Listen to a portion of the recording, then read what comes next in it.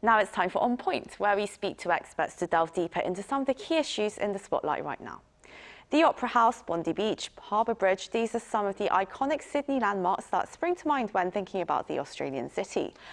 Well, it looks like there's a new landmark joining the ranks of must-see spots as Koreatown recently opened in Sydney. So let's connect with a local who's also a City of Ryde councilor. Daniel Han is here to give us his perspective. Good day.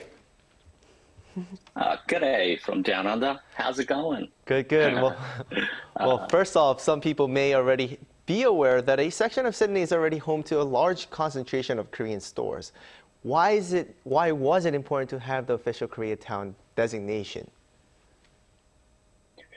Well, the first wave of Korean immigrants started in the 70s, and they've settled in another part of Sydney called Campsie. But as Koreans have become more and more affluent, they've found their way further north around a suburb called Eastwood. Now, that Eastwood is within the City of Ryde.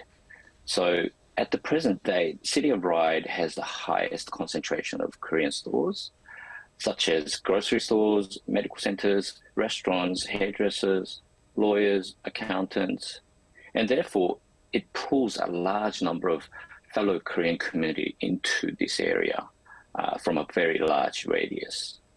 And this was by no means planned by anyone to build it into a Koreatown.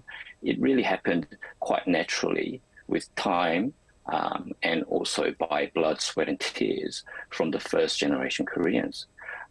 It was by a way of survival to provide what the community needs. And now there are more than 200 small businesses in this area, and more than 90% of the businesses are owned by Korean Australians. So it's been unofficially called the Korean side of Eastwood, but given all the economic contribution and cultural prosperity that we brought to the area, I thought it was important that it deserves the official recognition by the council, and also for this very, very unique cultural characteristic of the area. Right, and well, we're very excited to hear about this Koreatown. But with the K-Town brand, I mean, what are some of the perks that store owners and restaurant owners, what kind of perks are they going to start to enjoy? Well, the brand Koreatown, I mean, compared to Koreatown in LA, this is just a few shopping strips, really.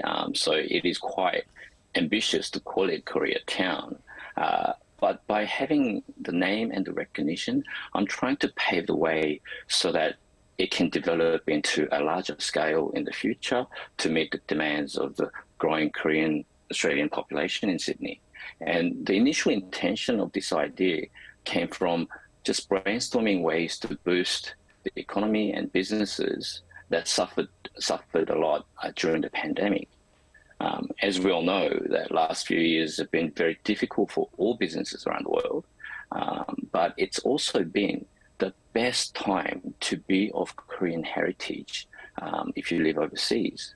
And because we're not only the manufacturers of cars, TVs and electronics, but thanks to the Korean arts and culture movement, such as BTS, from K-pop or Parasite, Squid Game, and K-dramas, it's been absolutely the most proud few years as a Korean Australian.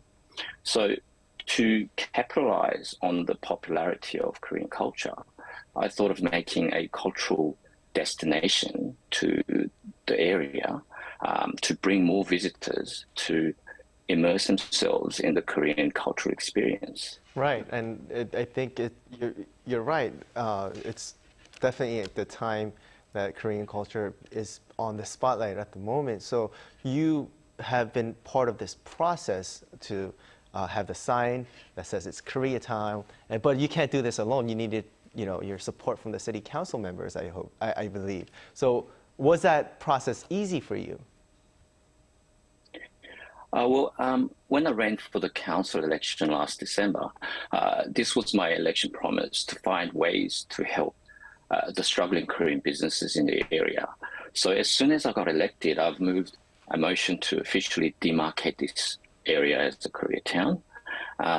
Now, I wanted to make sure that this motion passes unanimously by the council, and luckily all of the council members know and recognise the unique features of this area, and even the opposition party also had a Korean Australian councillor who seconded the motion.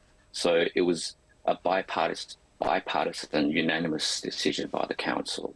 So the resolution is that the council partner with the Korean businesses, local residents, and other stakeholders to establish a working party and develop a master plan for appropriate signage, demarcation, monuments, and streetscaping to create a more identifiable Koreatown precinct. Right, and in terms of moving forward, while culture's not exclusive, K-Town won't just be enjoyed by Korean Australians, but by all Australians. It's just really spreading diversity there. And in terms of your further plans for K-Town, now that it's on the map, how are you going to make it into a hotspot? Well, it'll be a step-by-step process. It could be a slow process. So far, the council's been researching and investigating many different designs, locations, ideas, and also cost involved to decorate the Koreatown. Now, we will soon be consulting the community about the detail of the changes to be made to the area, and to make sure that everyone is happy with what is being proposed. And hopefully at the same time, we're also working on boosting the nighttime economy by extending the operating hours in the area as well. And also, we are planning on an area in Koreatown where we can hold local performances and events to build a more vibrant atmosphere in the area. So definitely a very, very exciting days ahead. Right. I've personally never been to Sydney, but now I feel like it has to be in one of my plans soon. So, well, thank you for being with us this morning. Hope to speak to you again soon, and good luck with everything. Thank you. Thanks for having me.